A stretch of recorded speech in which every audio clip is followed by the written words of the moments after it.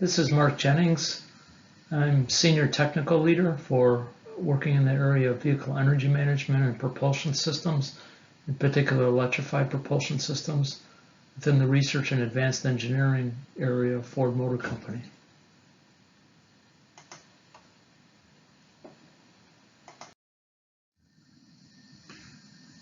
And for my presentation, I'll be talking about electrified propulsion system modeling, simulation, and optimization work at Ford Motor Company.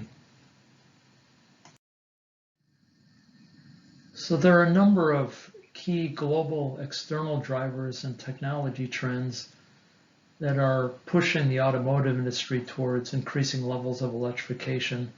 And these drivers and technology trends are shown here on the left side of the slide. On the right side, it leads us to more or less a consensus view across the automotive industry that by 20 or 30 or so, the majority of powertrain systems will have some level of electrification associated with them. Ford's response to this has been to commit to investing more than $11 billion in electrification beginning in 2015, running through 2022, covering all regions as shown here on the right side of the slide, and also including heavy investments into full battery electric vehicles over a broad range of vehicle segments. So Ford's product portfolio currently encompasses several electrified vehicle architectures as shown here. And again, these are targeted towards meeting customer expectations for full vehicle functionality, including package, utility, tow, and off-road across a range of applications. So you have the power split hybrid system primarily applied to our front-wheel drive vehicles. We have our modular hybrid technology P0, P2 system that we've deployed into our rear drive vehicles.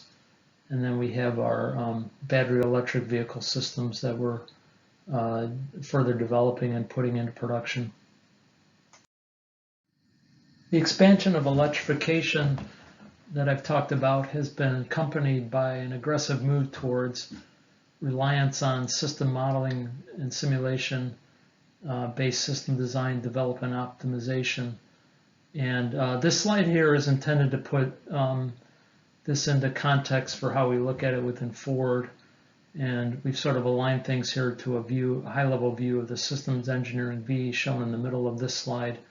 And what we're interested in mainly is the development and optimization of the main attributes impacted by the powertrain as listed here.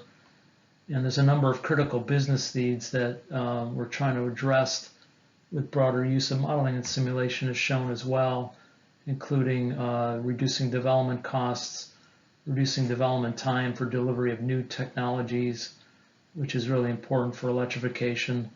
Overall, trying to improve our understanding, management, and optimization of critical attribute trade-offs and system interactions. And this is something that can really only be done through modeling and simulation.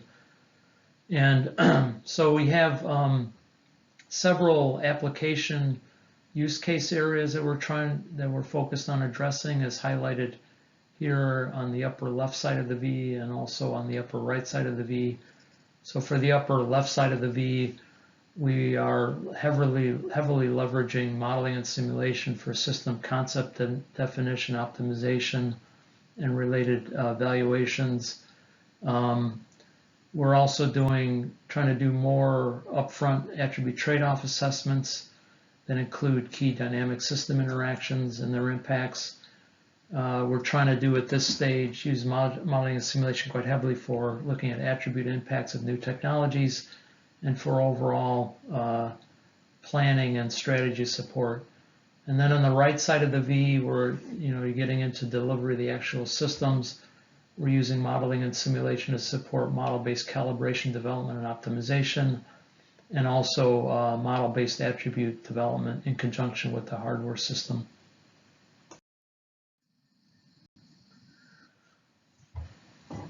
And there are a couple of key areas for development and application of model-based methodologies as summarized here. And this includes the area of concept analysis and optimization, and then what we call virtual vehicle methodologies for powertrain-driven attributes. And the concept analysis, optimization, and virtual vehicle for powertrain-driven attribute methodologies are applied on the upper left side of the V as shown here. And then we're also using the virtual vehicle for powertrain-driven attribute methodologies on the for work on the upper right side of the V. So the next few slides I'll talk about some of the key aspects of these two methodology areas and some of the things we've done at Ford in terms of methodologies that we've implemented in these areas. Beginning with the concept analysis and optimization area, which again is applied in applications on the upper left side of the V, we've developed what we call a powertrain concept analysis toolbox, which consists of a number of different tools and methods as shown here. And the toolbox allows us to do rapid assessment of powertrain-driven attributes for new powertrain system concepts and configurations. So it's really designed towards assessing new powertrain system concepts. It allows us to do design space exploration for identification of optimal configurations, and it also allows us to determine powertrain component performance requirements based on attribute targets. And one of the key pieces of this toolbox is what we call the Rapid Vehicle Systems Energy Analysis capability. And this is a key enabler for doing quick assessments of propulsion system concept energy usage and efficiency, which is one of the key comparators for different types of propulsion system architectures. And a key element of this capability is the use of an optimal control methodology with constraints that allows us to look at propulsion system architecture configurations without designing the controls for them. And it's applicable to all propulsion system types, including conventional IC engine, hybrid, battery electric, and even fuel cell electric vehicles. So next, talking about our virtual vehicle development methodologies, which again are applied on both the upper left side of the V and upper right side of the V. This is where we get into our capabilities that integrate much more detailed component subsystem models together with controls to create fully dynamic closed-loop system simulation models. And our goal here is to leverage and integrate domain-specific modeling and analysis capabilities as shown here that would enable us to do more cross-attribute analysis and trade-off optimizations, particularly early in the process. And we really want to focus on these key system interactions and dynamics that drive the powertrain attributes. And one of the key aspects of this work is to have methodologies that can scale to an enterprise level so that we can realize the most efficient and cost-effective engineering process that minimizes our reliance on physical prototypes. So as shown here, if we're trying to develop a vehicle with these key attributes, we want to have in place processes where domain areas contribute models and data that we can integrate together into a system simulation environment and use to simulate specific vehicle operation and use case scenarios. And we can do it in a way that's aligned with the timing of the overall vehicle program as shown here, and that will require defining up front what your system analysis timing and deliverables are. And this is a pathway to achieving, again, a more efficient, cost-effective engineering process as a whole based on use of modeling and simulation. So a key enabler for that is the reliance on standard model architectures. And we've developed these at different levels, encompassing the vehicle level, encompassing our hardware systems, and also encompassing the controls. And this is an enabler for efficient model sharing and reuse, Also can enable plug and play of models appropriate to the analysis task. And it's a key enabler also for consistency and robustness of analysis across attributes.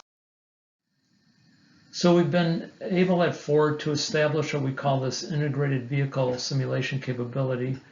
We're able to integrate detailed controls and hardware subsystem models to create these fully closed loop simulation models that allow us to capture the important behaviors and interactions that impact these attributes that I've been speaking of. So we're able to integrate detailed models of the powertrain system with all its mechanical dynamics and interactions, elements of the electrical system, the electrical distribution system, as well as things like high voltage battery pack systems, models of the climate system, and then thermal management systems, which again are very important for some of these key attributes, particularly with energy usage. And they have very significant control elements that interact with the overall powertrain controls. And then we also can bring in detailed representations of the controls. And that gives us this full vehicle system level simulation capability that allows us to very detailed look at the dynamic system interactions going on and understand them better. And a key piece of this obviously is the control model elements. So there we have capability to tailor the elements of the controls to the simulation use case requirements. And the ability to do that is heavily enabled by the use of standard control model architectures. And within Ford, it's important to recognize that there are a number of modeling, authoring, and simulation tools in play. So it's a very heterogeneous set of these tools used within Ford, and they're established typically in local domain areas to address the needs at hand and the specific problems. What we want to do is be able to integrate these together in order to leverage them more at the system level. And for that, we tend to rely on MATLAB Simulink as our integration platform, because it's quite capable with supportive controls and has integration capability with most major commercial model authoring tools on the market. And then we have a range of model authoring tools for hardware elements in particular. And then all of these integrate well into Simulink, and we're leveraging also the FMI standard for integration as well. And then what we've been able to do is put this together into a full optimization framework as shown here. So we take our full vehicle system simulation models, integrate them with a multi-objective optimization environment, leveraging tools like Mode Frontier, deploying that onto a compute cluster, which allows us to do very large-scale lights-out optimization sweeps to allow us to do mapping of Pareto front attribute trade-offs and do things like lights-out calibration optimization. This is a very powerful methodology that we can use both in the early stages of the system design process as well as in the final stages on the upper right side of the V to support vehicle implementation. So what I've described in the previous slides is where our current capabilities stand and some of the methodologies we've established in these key areas. In the next several slides, I'll talk about the critical areas of importance for us moving forward, where we need to have better modeling simulation capabilities. And these areas are summarized here, and I'll talk about each one of these in subsequent slides. So one major area of critical importance to us is in the area of thermal management for electrified powertrain systems, where we have real needs for more complete simulation-driven methodologies to better optimize the system design relative to a number of different objectives. We're trying to improve performance, but also achieve better package, reduce complexity, reduce costs, and reduce the parasitic losses. And we're faced typically with dealing with multiple cooling loops within the system, as shown here for hybrid electric vehicles, where we would have a high temperature loop for the engine system, and then low temperature loop for power electronics and battery systems. And you're dealing with similar levels of complexity even for battery electric vehicles where you have multiple loops to deal with. And a particular challenge is the problem of dealing with cold operation for electrified powertrains. For example, with our hybrid systems, under certain conditions, we can consume nearly twice as much fuel during cold operation as hot operation. And if we break that down, what we see is that we take a significant hit with worse engine operating efficiency because we end up having to run the engine in order to generate heat for the cabin. Correspondingly, there's associated with that higher engine losses, and then with the transmission being cold, there's significantly higher losses there as well. So what that leads to is a very significant trade-off between fuel consumption and climate performance for cold operation that you're faced with for all of our electrified powertrain systems. And we're looking at different ways of addressing that. For our hybrid systems, we've gone as far as to include exhaust gas heat exchanger devices to try to recover heat from the exhaust that we could then use to heat the cabin. We're looking at other options there for things like heat retention or heat storage, and we're trying to explore these different elements and how we can better put them together to minimize the magnitude of the trade-off that you're faced with. Another critical area of importance to us that's closely related to the area of thermal management is the recovery and reuse of waste energy across the vehicle. And we look at it in terms of availability, where that represents the maximum amount of useful work that you can extract from a given amount of energy. So if you look across the vehicle at different waste energy sources, the ones with the highest availability are typically the ones that you want to go after first. And that allows you to identify what are the best approaches for recovery and reuse. So for things like exhaust heat, there's high energy content as well as high availability. Same with vehicle kinetic energy, which we already do a fairly decent job of recovering through our electric machines and our hybrid systems. Other areas, you may have a lot of energy like in the engine structure, but the availability of that energy is relatively low, so that's something that would be more difficult to go after. So, obviously exhaust heat recovery is an important area for energy recovery and reuse, but when looking at that, there are different approaches that you can take to reusing and recycling exhaust energy, as shown here. So on the left, you can do what we would call reuse, where you can take the exhaust heat through a heat exchanger and put it into the engine coolant, for example, where you're just transferring the heat of the exhaust into heating of another component for some benefit. You can think about recycling that energy and actually taking the heat from the exhaust and then running it through some type of a power cycle to generate work, and then rejecting the waste heat from the power cycle to the ambient. So there you might generate electricity with the exhaust heat, and you're dumping the waste heat from the bottoming cycle to the ambient. Or you could think about doing a combination of the two, where you're taking heat from the exhaust, using some of it to create power, and then the waste heat that's still left, providing that to components to help with warm-up. So there are different approaches for when you look at exhaust heat for recovering and reusing exhaust energy, and what you want to think about is which approach would deliver the maximum benefit across the broadest range of customers and customer use cases, and that's a key challenge.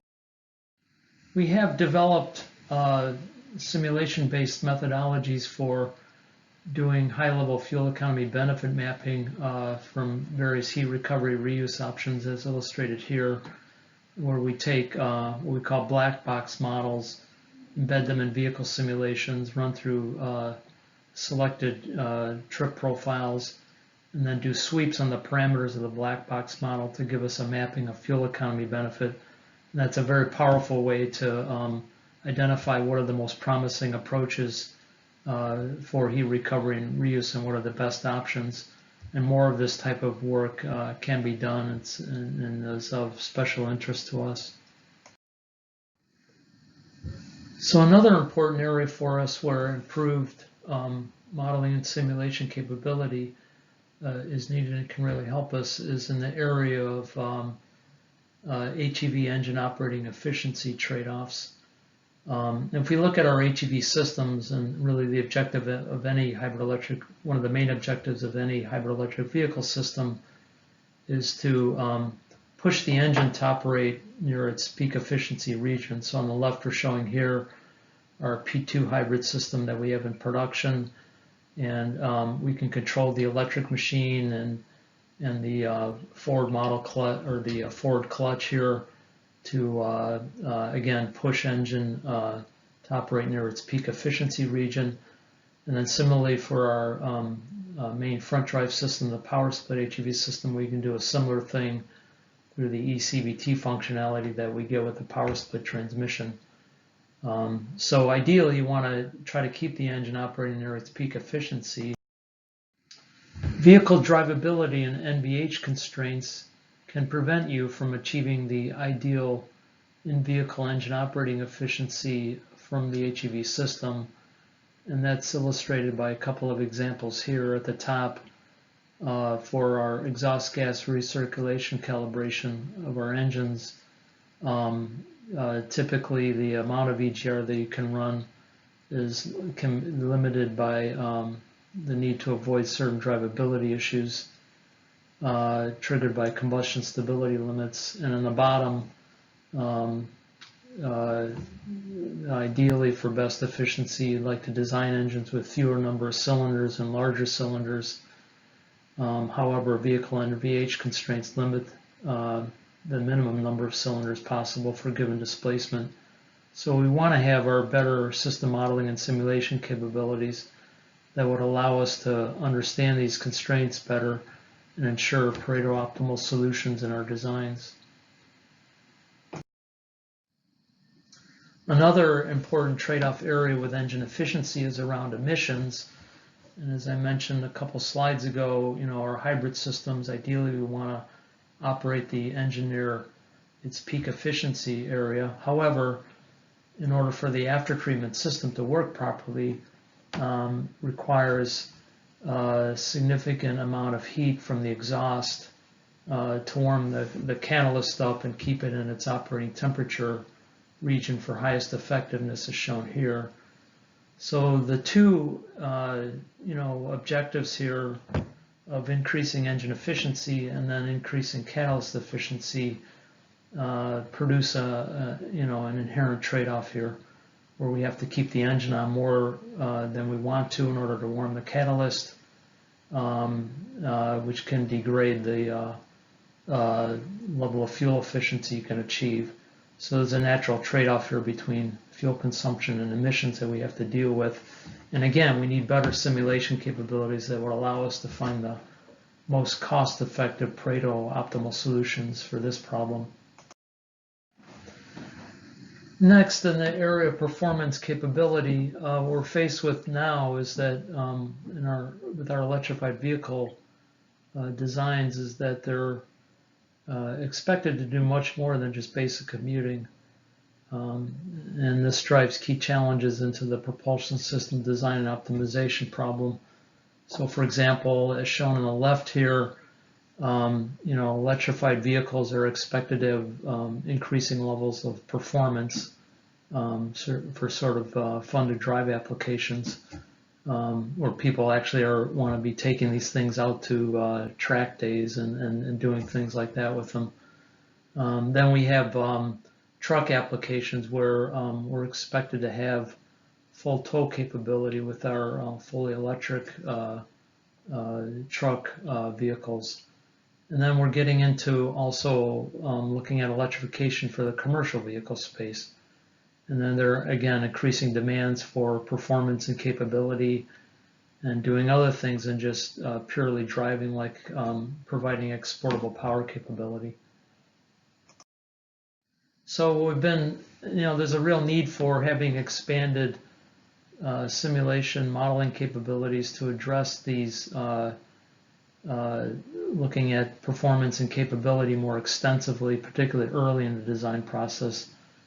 And as an example, we've developed some capabilities around looking at track performance for electrified vehicles that allow us to do early upfront simulation-based assessment of the propulsion system component duty cycles for these use cases. And that's very critical for developing the thermal management systems and overall optimization of the design so that they deliver acceptable levels of performance in the most cost-effective way possible. The whole area of smart mobility opens up several new degrees of freedom to us for optimization with our propulsion system designs and how we control them. And the key elements of that space include connectivity, different paradigms for mobility and how vehicles are used, and then the area of automation and autonomous vehicles. And as part of this, electrification is needed to support the higher electrical loads and to take full advantage of these optimization opportunities. So this is another important area that we're continuing to expand our modeling and simulation capabilities for in order to fully explore this space. So one way we're trying to address this is to develop more capability around what we call on-road simulation. And what that involves is taking our current system simulation frameworks and extend them to include more detailed interactions with on-road environments. And this is needed for addressing a range of simulation use cases, including how do we look at on-road powertrain system efficiency more completely, how can we leverage connectivity for propulsion system control. We need these types of modeling and simulation frameworks in order to explore that more completely. With powertrain connectivity and connected vehicle data, the potential exists for simulation to greatly expand our understanding of and our ability to optimize for vehicle customer usage. But the challenge we're faced with is how do we do this efficiently and effectively? Previously, with our simulation work, we were most interested in simulating just a handful of development vehicles and regulatory and test cycles. Now that we have connected vehicle data coming in from customers, what we'd like to be doing is simulating thousands of customer vehicles and trips together and then processing that data in an efficient manner.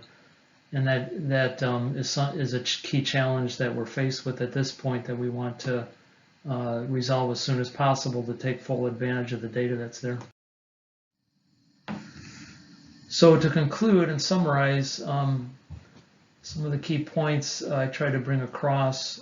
First, I've talked about how we're aggressively expanding our electrified propulsion system offerings and with the goal of delivering full utility and functionality while reducing CO2 and criteria emissions.